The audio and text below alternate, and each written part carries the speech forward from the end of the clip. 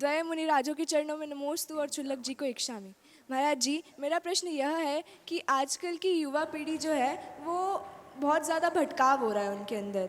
पर कहते हैं कि गुरु से जुड़ जाओ तो भटकने से बच सकते हैं, लेकिन जो युवा पीढ़ी है वो गुरुओं से जुड़ने में थोड़ी झिझकती है, और अगर जाती भी है उनके दर्शन करने तो दर्शन करके सिर्फ आ जाती है। तो गुरुओं से कैसे जुड़ा जाए? देखो, बात सही है कि युवा पीढ़ी की सोच आज के हिसाब से बिल्कुल अलग है, उसके आकर्षण भी अलग है, उसकी प्राथमिकताएं भी अलग है। गुरुओं के पास आने में उनका एक स्वाभाविक संकोच होता है, प्राय इसलिए भी कि लोगों की आम धारणा है कि गुरुओं के पास जाएंगे तो हमें वह सब चीज़ें छोड़ना पड़ेगा जिससे हमें मज़ा आता है। तो हमें सबसे पहले आज की नई पीढ़ी को ये समझाना है कि तुम्हें गुरु के पास जाने के बाद कुछ छोड़ने की बात नहीं है। गुरु तुमसे छोड़ने की बात ही नहीं करते हैं, गुरु तुम्हें तुमसे जुड़ने की बात करते हैं, खुद को खुद से जोड़ने की कला सिखाते हैं।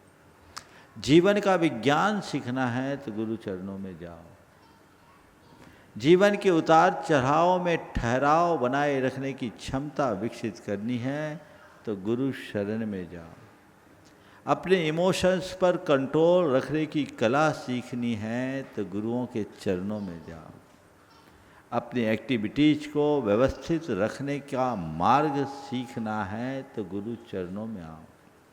गुरु तुम्हें धर्म नहीं सिखाते, गुरु तुम्हें जीने का मर्म बताते हैं, जीने की कला सिखाते हैं।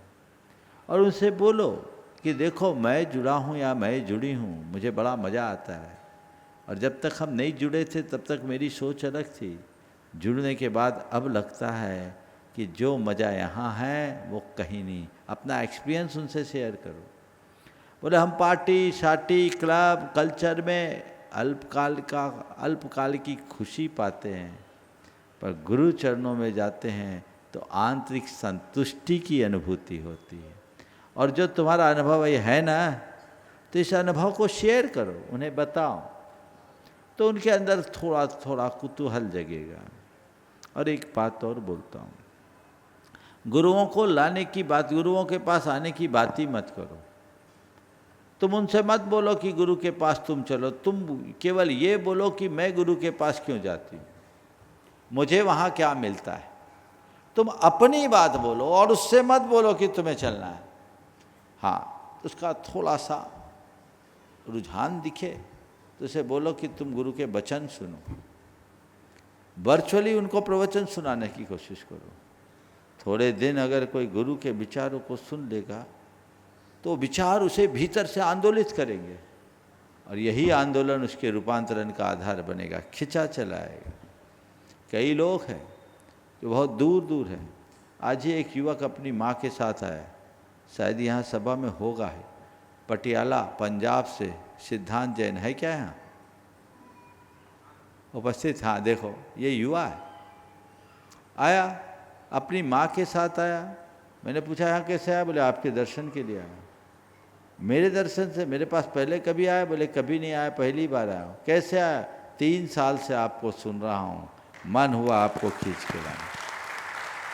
ये साक्षात उदाहरण है ना। दिखा दो ढंग से भाई थोड़ा सा एक बार इस युवा इस पूरे परिवार का जोरदार सुन। कहाँ? पटियाला। और ये केवल आया है, मैं समझ रहा हूँ इसके जीवन में भी बदलाव आया होगा। थोड़ा उस तक माइक पहुँचाओ सिद्धांत के पास। मेरी उससे कोई चर्चा नहीं हुई, केवल 10 सेकेंड के लिए मैं उनके सामने उपलब्ध हुआ तो उसने अपना परिचय दिया। सिद्धांत, तुम यहाँ तक कैसे आए, संक्षेप में बोलो, और प्रवचन के बाद तुम में क्या परिवर्तन आया वो बताओ। नमोस्तु भगवान, नमोस्तु। मुझे पहले काफ़ी गुस्सा आता था, आपके भावना योग से बहुत प्रेरणा मिली, उससे प्रभावित भी हुआ और असर भी हुआ। बहुत सुंदर। कितने दिन से सुन रहे हो तुम प्रवचन? 3 साल से ज़्यादा हो गए। अब एकदम धर्म के प्रति, गुरु के प्रति आकर्षण आ गया है ना जी। बहुत सुंदर। देखिए ये है, तो मैं तुम्हारे माध्यम से सभी युवाओं को कहता हूँ जो धर्म से जुड़े वो एक ही प्रयास करे, मन में ऐसा भाव रखे कि सारी पीढ़ी जुड़े, सारी समाज जुड़े, क्योंकि दवाई की ज़रूरत उनको ज़्यादा है जो बीमार है।